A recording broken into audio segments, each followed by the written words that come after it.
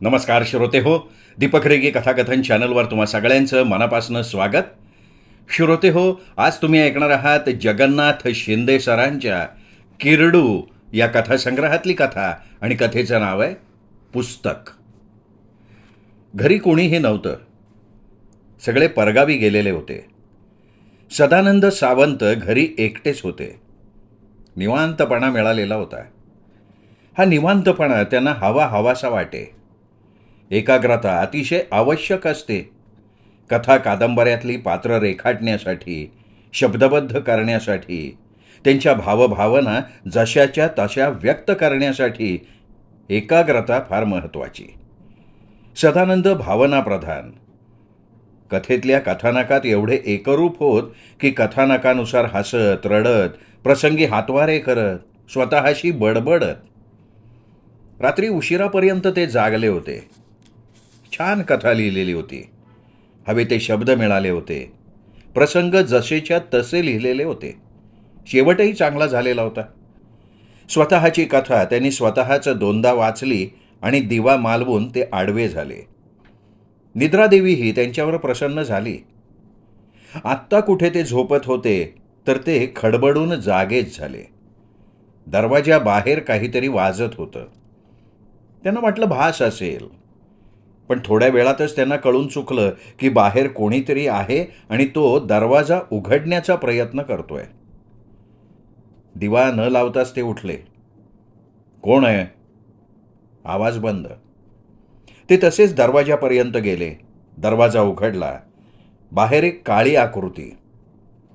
कोण आहे हे विचारेपर्यंत तर त्यांनी सदानंदांच्या मानेवर हात ठेवला.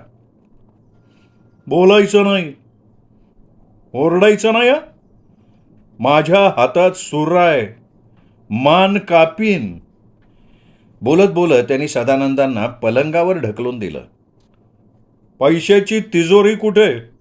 चल पैसे काढ. सदानंदांनी प्रसंग जाणला होता. मृत्यू समोर दिसत होता. पैशांसाठी जीव जाणं योग्य नव्हतं. त्यांनी पैशाचा डबा त्याच्या पुढे ठेवला. चोराला कळून चुकलं होतं की म्हातारा प्रतिकार करू शकत नाही, करणारही नाही. घाबरलेला आहे. त्यांनी पैसे मोजले. फक्त 4,500. अरे बाकीचे कुठे? सदानंद स्वतःला सावरत शांतपणे म्हणाले, तेवढेच आहेत. पाहिजे तर तू सगळं घर धुंडाळ.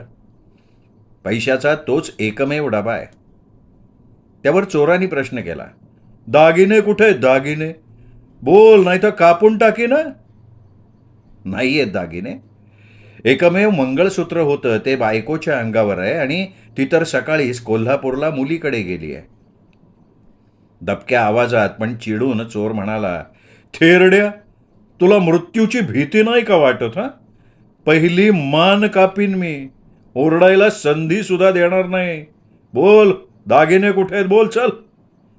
सदानंदांनी हात जोडले. खोटं नाही बोलत मी. पाहिजे तर लाईट लाव. सगळं घर धुंडाळ.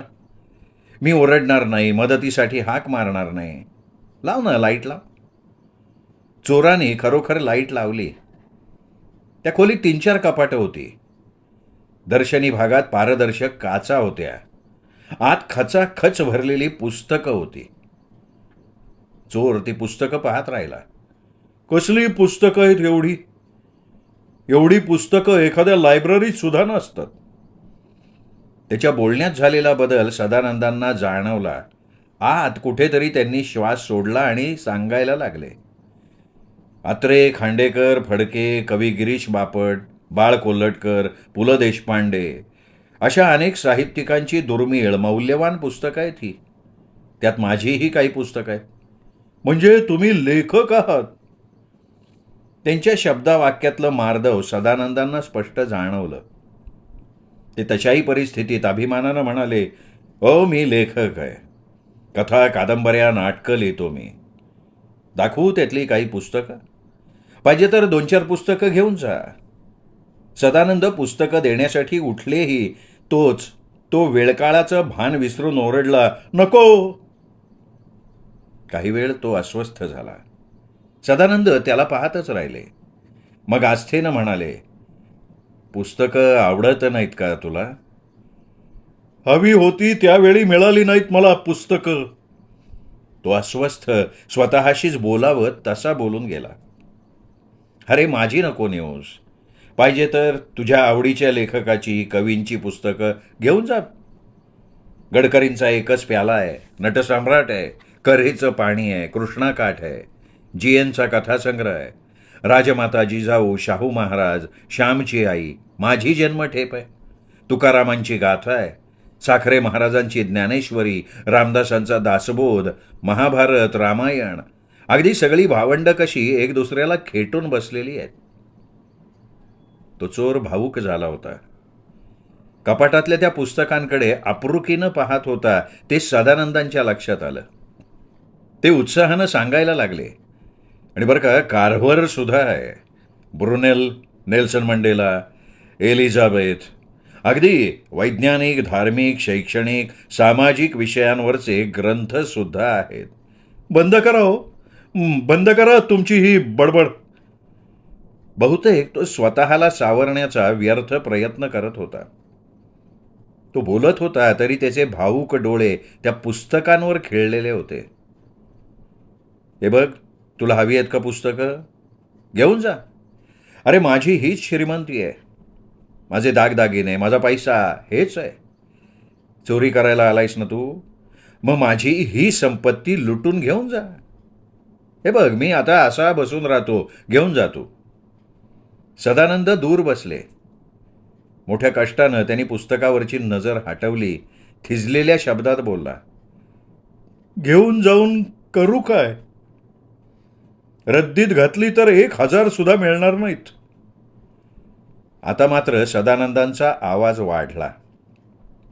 कुणाला रद्दीत घालणार रे तू? कुणाला रद्दीत घालतोयस? 16व्या वर्षी ज्ञानेश्वरी लिहून दुरितांचे तिमिर जावं म्हणणाऱ्या आपल्या बापाला? मराठा तितुका मिळवावा असा संदेश देणाऱ्या रामदासांना कुणाला घालणार आहेस रद्दीत? रामायण, महाभारत, पांडव प्रताप, शिवलीलामृत, बाबासाहेब पुरंदरे, यात्रे, फडके, रावत, गिरीश मर्ढेकर, अरे कुणाकुणाला घालणार आहेस तू रद्दीत? करंटे, अरे हे महामानव जन्माला आले नसते ना, तर तुझा हा सुरा आहे ना, सुरा, हा हिंदुस्थानातल्या प्रत्येकाच्या हातात आला असता. मुलं, महिला सुद्धा सुराधारी झाली असती. जा, चल, चालता हो, चल चालता हो, नाही तर मी बोंब मारीन आता. मी तुम्हाला जिवंत ठेवलं तर ना. तो क्रूर झाला. सदानंदांच्या चेहऱ्यावर भीतीचा लवलेशही नव्हता. ते हसले, मृत्यूला हसवण्या इतपत हसले. ते पाहून तो चोर रडवेला झाला. थडग्यावरील फुलानं बोलावं ना तसं तो बोलला, भीती नाही वाटते का? सदानंद तिरस्कारानं म्हणाले, कोणाची भीती? तुझी? अरे कोण तू? माणसाचा देह नष्ट झाला याचा अर्थ माणूस मेला असं होत नाही ना. विचारांनी जिवंत असतो की तो. थोर महात्म्यांकडे बघ. जिवंत होते तेव्हा ते जेवढे समाजाला कळले नव्हते ना, तेवढे ते आज कळतायत. सदानंद थोडा वेळ शांत बसले. तोही शांत होता. कदाचित आतून तो जळत असावा. जा रे बाबा, जा आता तू. रात्र संपत आली आहे. उशक काल होईल. आता उशक काल ही तुझी काळ रात्र ठरू नये. जा आता, जा. पाहिजे तर माझा खून करून जा. अरे पुस्तकांच्या सहवासात मला मरण आलं ना, तर मी स्वतःला भाग्यवंत समजेन. कळतंय तसा मी या पुस्तकांच्या संगतीत वाढलो, रुळलो, रुसलो, पुस्तकांसाठी हसलो आणि पुस्तकामध्ये रडलो सुद्धा. पुस्तकांना छातीशी धरून ठेवलंय. खूप दिलंय रे मला या पुस्तकांनी. संकटात हात, दुःखात साथ, आनंदात साथ, खूप दिलंय पुस्तकांनी. जगावं कसं हे शिकवलं मला, आणि मरावं कसं हेही तुझ्या रूपानं शिकवणार आहे. हा तुझा सुरा. मी असा शांत आडवा पडलोय. तू तुझी शक्ती सुरा धरल्या हातात एकवट, मार जोरात. माझ्या तोंडून एकच शब्द येईल, हे राम. काय झालं कळलं नाही. त्या चोराने सुरा तिथेच फेकून दिला. हाती लागलेलं पुस्तक उचललं, बाहेर पडला. चांगले 15 दिवस गेले. एक तरुण दारात उभा, हातात पुस्तक. सर, ही ज्ञानेश्वरी त्या रात्री घेऊन गेलो होतो. 2दा वाचली सर. आता मला रामायण हवंय सर. सदानंदांच्या डोळ्यातून अमृत पाझरत होतं. जणू जणू त्या वाचकाला जीवदान मिळालेलं होतं. मी विचार करतो श्रोते हो, की एक चोर एका पुस्तकानं एवढा बदलला जातो, तर मग आपण का पुस्तकं वाचत नाही? सर्वांग जीवन समृद्ध करायचं असेल तर पुस्तकासारखा गुरु नाही. मग का नाही आपण विकासाची कवाडं खुली करत? का? श्रोते हो, ही होती जगन्नाथ शिंदे लिखित कथा पुस्तक. कथा छोटीशीच होती. श्रोते हो, बऱ्याच श्रोत्यांनी कमेंट केली होती की कथा छोटी असेल तर 2 कथा एकत्र करून व्हिडिओ तयार करा. पण माझी अशी भावना आहे श्रोते हो, की ही इतकी छान बोध देणारी कथा आहे की ही कथा तुमच्या मनात दिवसभर रेंगाळत राहिली पाहिजे आणि तुम्ही ती इतरांना सुचवली पाहिजे ऐकण्यासाठी, कारण यातनं त्यांनीही काहीतरी बोध घ्यावा. पुस्तकं वाचत रहा. नमस्कार.